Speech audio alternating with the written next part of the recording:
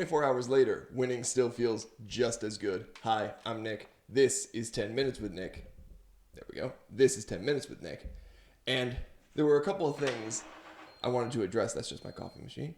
There are a couple of things I wanted to address from the United States victory over Canada in the gold medal rounds in the early hours of yesterday morning. 8 a.m. Eastern Time, 5 a.m. Pacific Time. First, why are we talking about goalies as though they're not important players on the ice?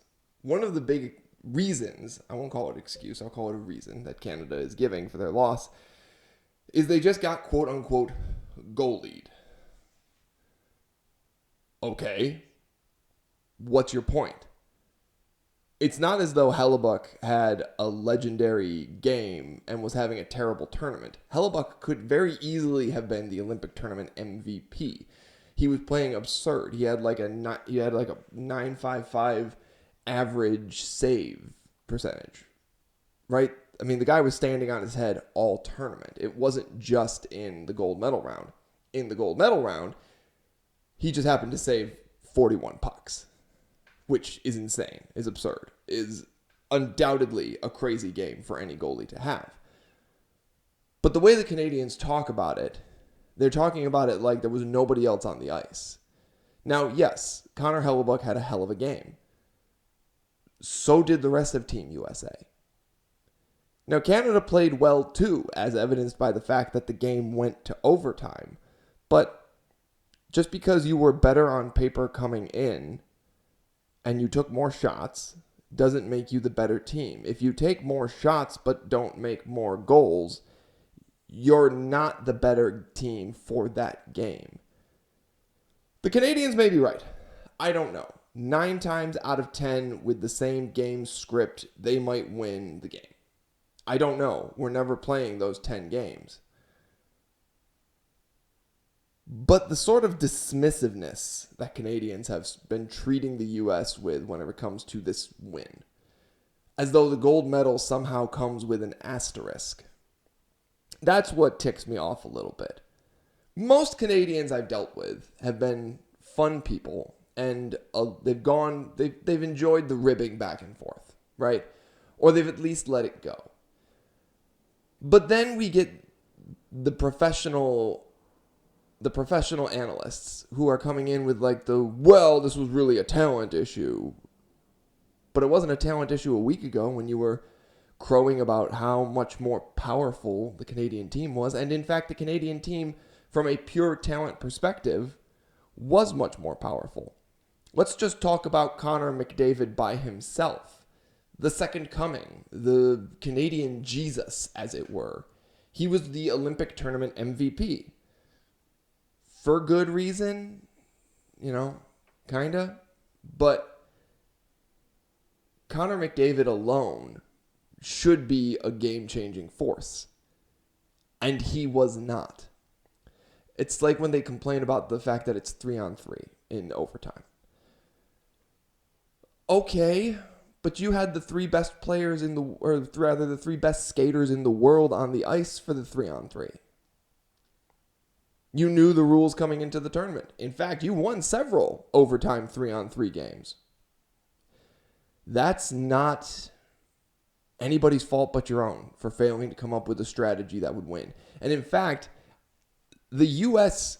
won in an overtime on Jack Hughes' shot with a numbers advantage after you failed to convert on a numbers advantage of your own. And then we're slow coming back on defense. And slow and sloppy, I might add. You got caught on the back foot, and the U.S. took advantage in overtime. That's the definition of playing better. That is the definition of playing better. Canada did not, Canada might have been the better team. They had the best players in the world. They were not the better skaters that day. They had a 5-on-3 opportunity. They didn't take advantage of it. They had an open net opportunity. They didn't take advantage of it. Like, Canada, what do you want here? Right? You can complain all you want. Yes, apparently there was a missed too many men on the ice call. Missed calls happen. You still had a 5-on-3 opportunity in the game. You lost. And it's okay. It's not a big deal. You're still one of the best teams in the world, and you'll probably come back and you'll win a tournament later on. If you can't celebrate a win, not you guys, if you won't let the Americans celebrate a win, I mean, then why'd you do all that talking before the game? If you want to talk in sports, that's absolutely fine. I don't think anybody begrudges anybody the right to do a little jawing for their favorite team. But if you're going to jaw, you have to listen to it coming the other way. If you talk a big talk and your team doesn't back it up, then you got to hear it coming from the other side. That's just the way it is. And if you can't handle it, then just don't talk and you'll be fine. 90% of Canadians that I know personally, not over the internet, personally, are great people. They're wonderful people. They love their sports. And they love hockey and curling. This Olympic curling season was a little controversial, but normally speaking, the Canadians are fair people to deal with. But for some reason, losing the men's and women's gold has brought out the worst Canadians from the woodwork. And there aren't that many of you. So I don't know where in the woodwork these guys and gals came out of. But it's brought out the worst Canadians, and it's brought out the worst tendencies of Canadians. You invented hockey. That's a wonderful thing. You gave a wonderful sport to the world. But you can't be all that surprised when you give a sport to the world and the world eventually gets good at it. The U.S. had that problem with baseball. We invented baseball, and then it kind of, went out into the world, and other countries discovered they were pretty good at it too. That's how we got Shohei Ohtani. And don't we all get to marvel at Shohei Ohtani nowadays? In the grand scheme of things, as I said in an earlier video today, a silver medal is an incredible accomplishment. It is. Of all the nations of the world, of all the hockey playing nations of the world, and there are many of them, you came in second place. That is a marvelous achievement. That would be much easier for all of us to celebrate if you just didn't talk so much crap before the game.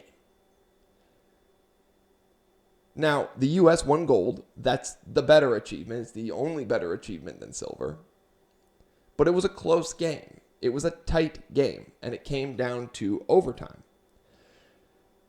And the U.S. came out on top in overtime.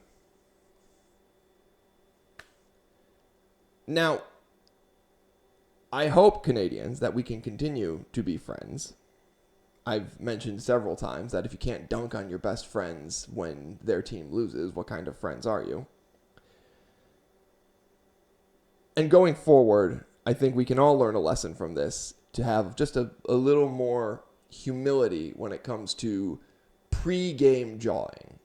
Sometimes it's better just to say, hey, good luck in the game. Looking forward to a good one. The only thing I will say, and I had a debate with my sister about this earlier today, is that I do stand by what I said yesterday. Canada, you now have to give us Tim Hortons. It's a straight up trade. You get Starbucks. We won't drink any more Starbucks. And you give us Tim Hortons. I think it's not exactly fair. I prefer Tim Hortons significantly. So it's not exactly a fair trade, but we did win. So, winners dictate the terms. And I think we can complete the paperwork in roughly a month or so. So if you would just, get things ready from your end to hand over Tim Hortons and to convert all your existing Tim Hortons to Starbucks, we can make that transition for you as smooth as possible. And like I said, as all trade requests with the United States go, it's not actually a request. We're doing this trade. We get Tim Hortons, you get Starbucks, we all go home happy. Or at least I do. And hey, it's my podcast. I'm allowed to make the rules. Thank you for listening in. Hope to see you guys again soon. I'm Nick. This is 10 Minutes with Nick. Have a great Monday.